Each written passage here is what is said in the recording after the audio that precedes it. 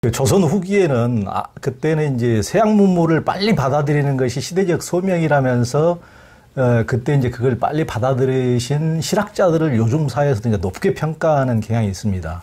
그런데 수구는 왜 그토록 민족 주체적 사상을 고집하고 왜 서구의 종교와 문화와 철학과 권세에 대해서 한 점의 타협도 없이 비판적인 자세를 취했습니까?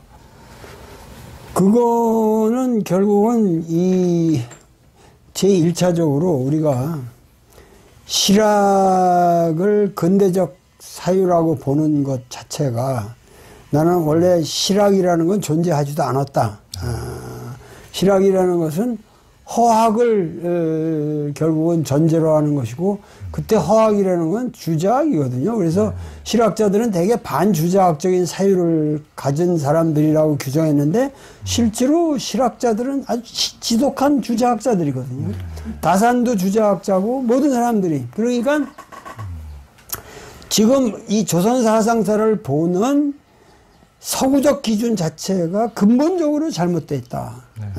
그렇기 때문에 거기에 따라서 이 새로운 맥락을 찾아서 지금 어떠한 우리가 실학이라고 규정하는 그 논의와 이 수운의 사상과의 사이에도 기존의 틀이 아닌 틀 속에서 연속과 단조를 새롭게 논의해야 된다는 게 나의 문제의식이나 이건 너무 어려운 하나의 철학적인 과제고 결국은 이 수운이라는 사람은 결국은 이 서구적 가치에 대해서 이 대항을 한다는 것보다도 기본적으로 그 당시에 서양 문화라는 것이 가지고 오는 폭력성 이거를 절절히 느꼈다는 거죠. 그래서 그 원명원 사건하고 이 사람 체험이 같이 얽히거든요. 그러니까는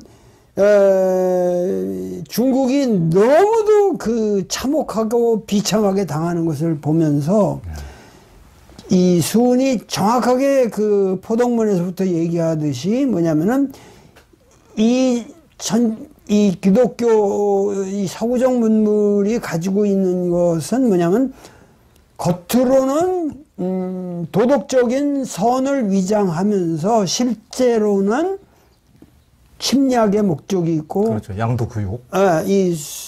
이걸 그 소유 이 나라를 망가뜨려서 완전히 소유하려는 수단으로 교회당도 짓고 있다. 그러면서 그 배경에 깔린 그 제국주의적 음모 이 당대의 소위 아편 전쟁에서 그 아편으로 중국인들을 타락시켜가면서 완전히 그 한 나라를 괴멸시켜가는 과정을 너무도 처절하게 느낀 사람이에요. 그러니까 이게 이 수운이 이 포접제도를 나중에 만들게 되는 것도 사실은 이 사람이 댕길 때부터 이 보부상 조직에 가입이 되어 있다는 거거든. 그러니까는 상당히 아주 현실 감각이 탁월하고 그 당시 보부상 조직을 통해서 그 모든 정보를 수집했기 때문에 그 강진에서 그야말로 그 방대한 경전과 씨름하고 있었던 이 다산하고는 전혀 차원을 달리한다. 이 사람은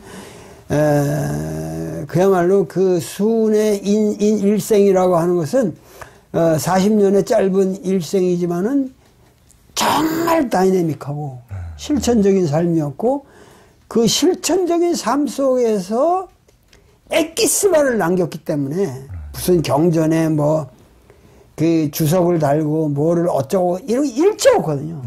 모든 그 이 사람의 저작은 완전히 이 사람의 깨달음의 엑기스만을 전하고 있다. 그런 의미에서 나도 그 수운을 보고 반성을 많이 합니다.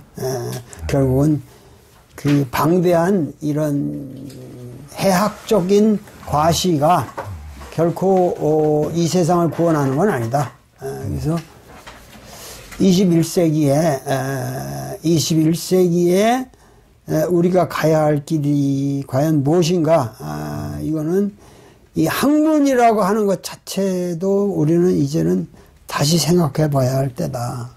이렇게 생각하고 있습니다. 그 도련님 이제 동경대전도 읽으면서도 저도 이제 그런 생각이 들었는데요. 그러니까 마테오 리치에 왜 중국도 그렇게 쉽게 이렇게 이제 동양의 어떤 정신 세계라든가 학문의 세계라는 게 완전 수천 년의 역사를 가지고 있는데 그렇게 쉽게 그렇게 경도가 될 수 있었을까 이렇게 생각해 보니까 이쪽은 뭐 어떻게 보면 동양 학문이라는 것은 목표 지향성이 크지 않은데 거기에는 방금 수훈이 제대로 간파했듯이 거기는 정확히 목표 지점을 놓고 선교를 해서 상대방을 어떻게 그 정신적으로 이렇게 하려는 분명한 목표를 제시하고 있고 또 마테오 리치는 처음에는 이제 그 스님 복장을 입고 승복을 입고 이제 스님인 것처럼 하면서 하다가 나중에 이제 중국 천하를 이제 유교가 잡고 있는 것을 간파하고 이제 선비 복장으로 다시 이제 갈아입고 이제 선교에 나섰는데 이제 그런 걸 보더라도 어떤 선교적 관점뿐만 아니고 그러면서 천주시리는에서 불교는 완전히 까고 이제 유교는 완전히 높이면서 우리가 유교를 보완해주는 우리는 천주교라는 게 유교를 보완해주는 학문이다 이런 식으로 이제 농을 치면서 이제 천주시를 유학자들에게 이제 들어갔는데 그런 점에서 유학이 어떤 이제 너무 이렇게 관학이 되면서 출세의 학문이 되면서 그러니까 출세 지향적인 사람들은 그 쉽게 낚싯밥을 물잖아요. 그러니까 뒤에 더 큰 우리 신이 니보다 더 힘세. 그러면 거기에 바로 따라 붙는 거죠. 왜냐하면 욕망지향적이니까. 그런 면에서 그래서 제가 보기에는 만약에 마테오 리치를 주작이 아닌 그 노자를 공부했던 사람이라든가 아니면은 불가를 공부했던 사람들은 그렇게 농락당하지 않았을 것이다. 저는 이제 그렇게 보는데 주작이 너무 쉽게 거기에 농락을 당한 거예요. 너무 이제 관학위주의 제가 보기에는 그런 어떤 허점이 있었지 않는가 이런 생각도 들었습니다. 아주 정확하게 천주시리의 그 사상사적 의미, 그 변화를 굉장히 정확하게 알고 계신데 그 사실은 그 마테오 리치가 중국에 왔을 때 같이 온 사람의 미셸 루키엘이라는 사람이 있어요. 그 사람이 이 사람을 인도해 가지고 짜오칭이라고 광동으로 데려가는데 거기서 그 미셸 루키에리가 천주실록이라는 책을 먼저 써요. 근데 천주실록이라는 책은 그야말로 이 교리문답 같은 책이고 그것은 불교를 그 기반으로 해서 썼어요. 오히려 천주교를. 그러니까 마테오 리치가 생각해 보니까는 이 자기 친구 이 루키엘이 같은 제수이트인데 이거 위험하다. 그래서 이건 아이덴티티를 중국을 제대로 하려면은 아이덴티티를 바꿔야 한다. 그래서 4년에 걸쳐서 중국 사서를 라틴어 번역을 하고 그래가지고 완전히 자기 복장도 바꾸면서 유교 아이덴티티 바꾸면서 불교를 까고 유교를 가지고 유교의 본래적 정신은 우리가 말하는 상제를 설파하는 것이다. 그렇죠. 이런 식으로 이제 들어갔는데 결국은 이 마테오 리치의 천주시리가 수용된 것은 그 당시 그렇게 그러니까 이지조라든가 서광계라든가 이런 사람들 그 대지성인들이 그걸 서포트 해줬기 때문에 그렇지만 그들이 기본적으로 흡수하려고 했던 거는 서양의 과학이란 말이에요. 그렇죠. 어디까지나. 과학이었고 그런 의미에서 이제 이 중국인들은 천주시리에 대해서 그렇게 치밀한 분석을 못했던 것 같아요. 근데 수훈에 와서 그러니까 많은 사람들이 좀 이 동경대전을 여태까지 피상적으로 읽은 것이 뭐냐면 이러한 방대한 사상사적인 배경을 전제하지 않고 이 동경대전만을 볼 적에는 이해가 안 되거든요. 근데 동경대전의 언어들이 하나하나 따져보면 다 천주시리와 텍스트로서 관련이 있어요. 이거 내가 다 증명할 수 있는데 이 수은처럼 이 서구 문명의 본질을 간파한 것은 이건 세계사적으로 없다. 여태까지도. 그리고 서양 사람들을 예를 들면 그 서양이 이 니체만 해도 도저히 이거 안 되겠다. 이거 완전히 노예도덕만 가리키는 이 기독교라는 이거를 완전히 없애버려야겠다. 그러려면 신을 죽여버려라. 그래서, 신에 대한 사망 선고를 내리지만은 결국 신을 살해할 수가 있나요? 니체가 개인으로 아무리 살해한다고 신은 죽었다고 외쳐봤자 안 된단 말이에요. 근데 수은의 위대함이라고 하는 것은 서양이 말하는 신을 죽이는 것이 아니라 그 신의 원래적 모습은 바로 이러한 것이다 하고 새로운 무국 태도를 제시했기 때문에 오늘날도 사실은 그 기독교인들이 이 제대로 된 기독교인이라면은 이 동경대전에서 말하고 있는 이러한 신관을 수용하지 않을 수 없다고 나는 생각합니다. 이거는 이 아주 수은이 제시한 신관이라고 하는 것은 여태까지의 모든 하나님에 대한 논의를 완성한 것이기, 종합한 것이기 때문에 이것은 21세기뿐만 아니라 22세기, 23세기에도 인류가 지향해야 할 어떠한 그 이데아를 제공하고 있다. 네. 그러니까 수만큼 그것을 간파한 인물은 참 보기 너무 힘들죠. 우리가 이제 뭐 그 기독교의 이제 아메리카 대륙 뭐 이제 침략사나 이런 걸 봐도 그러지만은 거기 뭐 인디언들이 착하기만 해서 상대방을 간파를 하지 못했기 때문에 그냥 너무 환대하고 다 잘해주고 하는데 가둬놓고 다 불사르고 도망가는 사람은 전부 다 다리 얘들조차도 팔다리 다 자르고 그러잖아요. 그러니까 다 선교사를 앞세운 사람들, 그 사람들이 뭐 따로 깡패가 아니고 아메리카에 처음 진출한 그런 콜럼버스도 이제 성인으로 출연한다고 할 정도. 그러니까 이제 그게 다 선교사를 앞세우고 가서 이제 그렇게 수천만 명을 다 도륙하고, 그런 게 이제 그만큼 그나마 조선이라는 나라는 그래도 국가 유지가 어느 정도 됐기 때문에 그런 거지, 그 정도의 힘도 없었다면 인디언처럼 그냥 다 도륙당하는 거예요. 그게 항상 선교 전략인데, 힘이 있으면은 그냥 자기들이 순교하면서 선교하지만은 힘이 없으면 그냥 도륙하면서 아예 말살하면서 선교하는 것이 지금까지 카톨릭의 선교 전략이기 때문에, 그러니까 그것을 동방에서 누구도 제대로 간파하지 못했는데 수만큼 제대로 간파한 사람이 없었던 그런 점에 있어서 참 놀라운 거죠. 놀라운 거죠. 그러니까는 결국은 그렇게 해서 그것을 간파해서 거기에 대해서 뭐 분노를 느끼고 거기에 대해서 항변을 하기보다는 그것을 새로운 철학으로 승화해서 조선 민중에게 감동을 줬다는 거. 그러니까 수은 같은 사람, 해월 같은 사람이 수은 선생이 말하는 그러한 하느님을 얘기할 적에도 야, 애를 때리지 마라. 왜?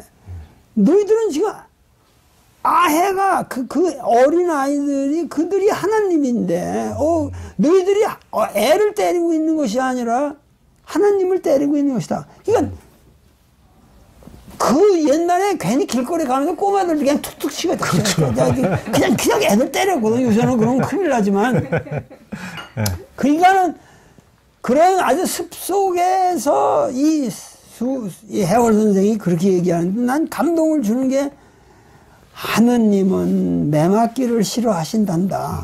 그 한마디가 같은 말을 뭐 거창한 뭐 철학의 그 니체 전집을 읽는 것보다 그 어린애 하느님은 매맞기를 싫어하신다. 이 한마디로서 그야말로 사인여천이라고 하는 인간을 모시기를 하느님처럼 모셔라고 하는 사인여천의 그러한 사상을 그렇게 단적으로 그러니까 이 동학의 위대성은 그 인간뿐만 아니라 천지 만물의 생명의 그 고귀함을 가르쳐주는, 그리고 그것이 모두 하나님이라고 하는 그 그거를 가르쳐 주기 때문에 이거는 앞으로 이 지금 환경론이라든가 앞으로 정치 이 여성들의 지금 평등 문제라든가 이 모든 것에 있어서 아주 앞서간 전 인류사에서 이렇게 앞서간 게 없단 말이죠. 그러니까는 그 서택순이의 집에 청주에 가서 저기 했는데 그 골방에서 계속 그 배틀을 짜고 있으니까는 수은 선생이 해월 선생이 저 누가 배틀을 짜고 있느냐 그리고 제 매누라기가 짜고 있습니다. 누가 짜고 있는 거냐? 제 매누라기가 짜고 있습니다. 3번을 물었죠.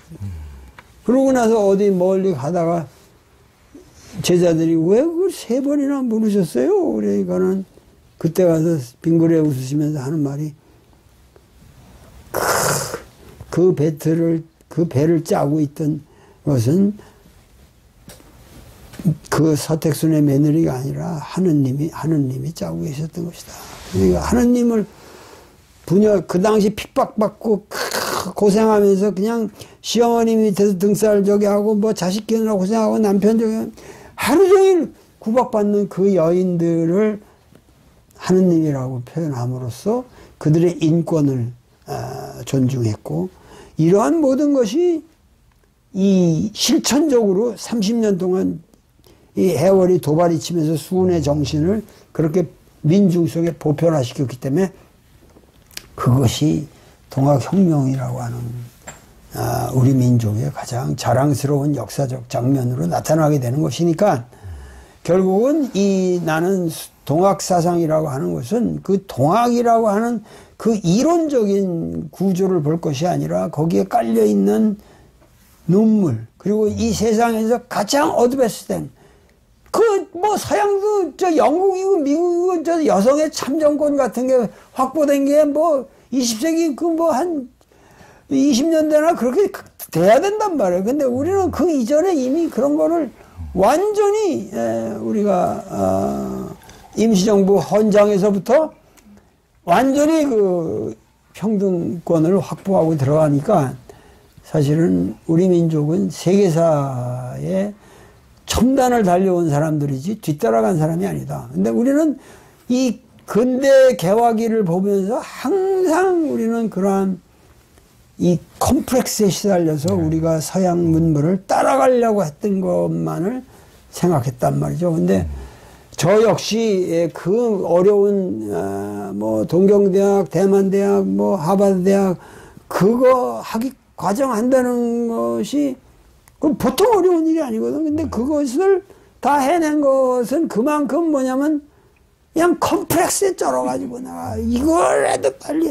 해서 디그리라도 얻고 이놈들을 극복할 수 있는데 정신적인 자산을 얻어야 된다는 그 신념하에서 그렇게 지독하게 그 당시 어려운 코스를 다 걸어갔던 것인데 21세기는 정말 우리 스스로 새로운 가치관을 가지고 우리 학문을 만들고 우리 삶의 방식을 만들고 이제는 우리가 좀 정신 차려야 할 때다 이런 생각이 듭니다. 그러니까 이제 제가 보기에는 돌 선생님이 우리나라의 대표적인 기득권자인데 어떻게 보면 내가 어떻게 공부를 했는데 니들하고 같을 수가 있어. 니들 공부도 안 했잖아. 그러니까 사람이 원래 기득권자라는 것은 양반들이 내가 이 자리에 올라오기까지 어떻게 얼마였는데 니들하고 나하고 평등해. 이게 말이 돼. 이제 이렇게 돼야 이제 기득권자들의 논리가 맞는 건데 지금 정반대로 이걸 뒤집는 이걸 지금 논리를 이게 이제 수훈의 사인여천, 인내천의 지금 논리만이 우리 민족의 정통한 논리라고 이제 이렇게 주장하시니까 이게 이제 실제 고마운 것이고요.